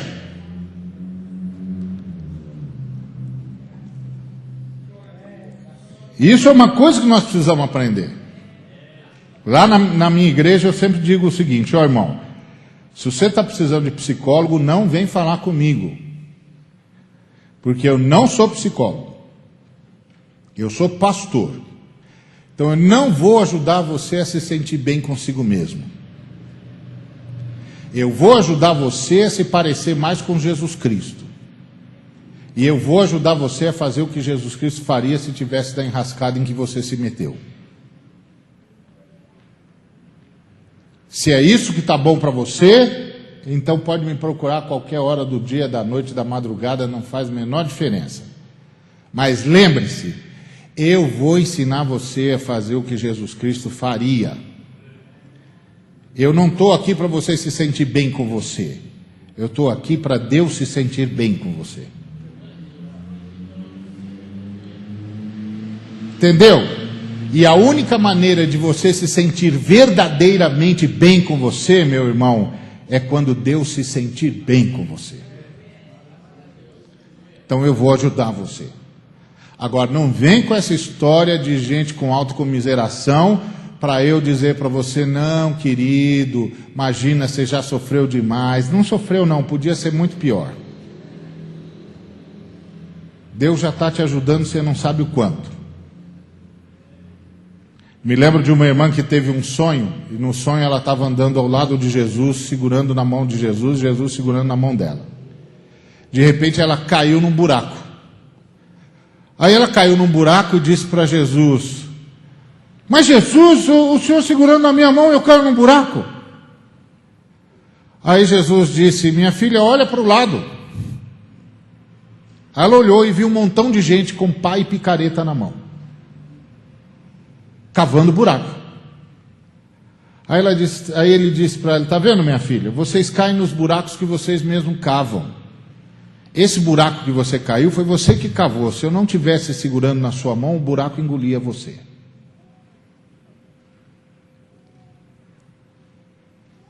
Então meu papel como pastor é ajudar as pessoas a ficarem de um jeito que Deus gosta. Porque o dia que elas ficarem do jeito que Deus gosta, elas vão gostar do jeito que elas estão. Porque só há cura em Jesus Cristo. Só há maturidade em Jesus Cristo. Só há cura emocional em Jesus Cristo. Crente que vive reclamando ao invés de ir fazer o que Jesus Cristo faria se estivesse no seu lugar, só se afunda. Vira vítima da sua própria mazela. Nunca cresce. Nunca vira gente como gente deve ser. Porque errou de endereço. Não entendeu que ser gente é ser como Jesus de Nazaré. E que quanto mais você se aproximar de Jesus de Nazaré, mais gente do jeito que gente deve ser você vai ser. E lembre-se, a Bíblia não diz o que é felicidade. A Bíblia diz que tipo de gente que é feliz. E é o tipo que anda nas pegadas de Jesus de Nazaré. Então é isso que o Senhor está dizendo sobre Abraão. Abraão, você recebeu uma ordem de mim. E a sua ordem é fazer o seu povo andar no meu caminho e guardar os meus estatutos. Abraão, se o seu povo andar no meu caminho e guardar os meus estatutos, tudo que eu disse sobre você vai acontecer. E se o meu povo não andar nos seus caminhos e nos seus estatutos, Senhor? Então não vai acontecer. Bom, então a palavra do Senhor vai ser quebrada? Não, não vai. Ué, como? Eu vou fazer o seu povo andar nos meus caminhos. Doa o que tiver de doer. Está vendo? É o que está escrito aqui nesse texto.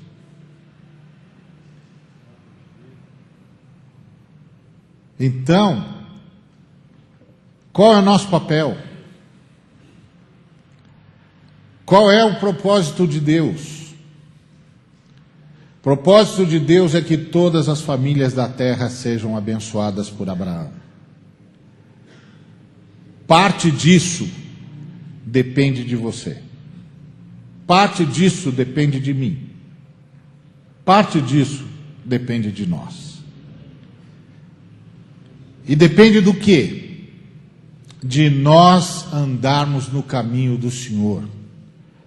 E quem anda no caminho do Senhor faz missão. Envia missionário. Esse é o caminho do Senhor. Na verdade, todos nós somos missionários. A diferença entre nós e os que vão é que nós somos os missionários que ficam e eles são os missionários que vão. Mas não tem ninguém na igreja que não seja missionário. E a missão é uma só: abençoar todas as famílias da terra. É por isso que o Senhor disciplina a gente. Porque Ele tem uma palavra para cumprir. Enquanto Deus tiver uma palavra para cumprir, todas as vezes que eu sair da linha, Ele vai me disciplinar. E se Ele não me disciplinar uma vez, é porque na verdade eu nunca fui dele. Porque os que são dele, Ele disciplina. Volta, eu tenho uma palavra para cumprir e você faz parte desse negócio. Volta. Então, só que a gente não precisa passar por nada disso. Basta andar no caminho do Senhor. O caminho do Senhor é perfeito.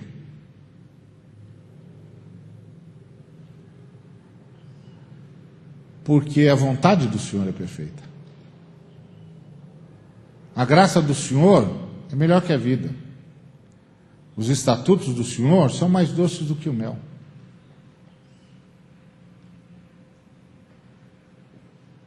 Tem nada de difícil no caminho do Senhor. Difícil é sair do nosso caminho.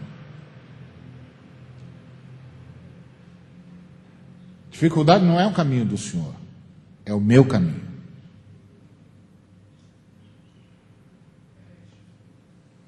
Se nós aprendermos isso, irmãos, a igreja muda. Nós mudamos. Começa por mim, eu mudo. Eu vou tratar diferente a minha esposa, vou tratar diferente os meus filhos, vou tratar diferente os meus pais, vou tratar diferente todo mundo. Eu mudo. Eu vou deixar de ser uma pessoa que qualquer um faz qualquer coisa e eu já me sinto ofendido. Ninguém vai mais conseguir me ofender. Porque quando a pessoa chegar para mim, meter o dedo na minha cara e disser, você não vale nada, eu vou dizer, é mesmo. Levou tempo para você descobrir isso. É verdade, eu não valho nada. É isso mesmo. Eu só sou o que sou pela graça de Deus. Pronto. E aí, quando as pessoas quiserem falar alguma coisa de você, elas vão ter de mentir.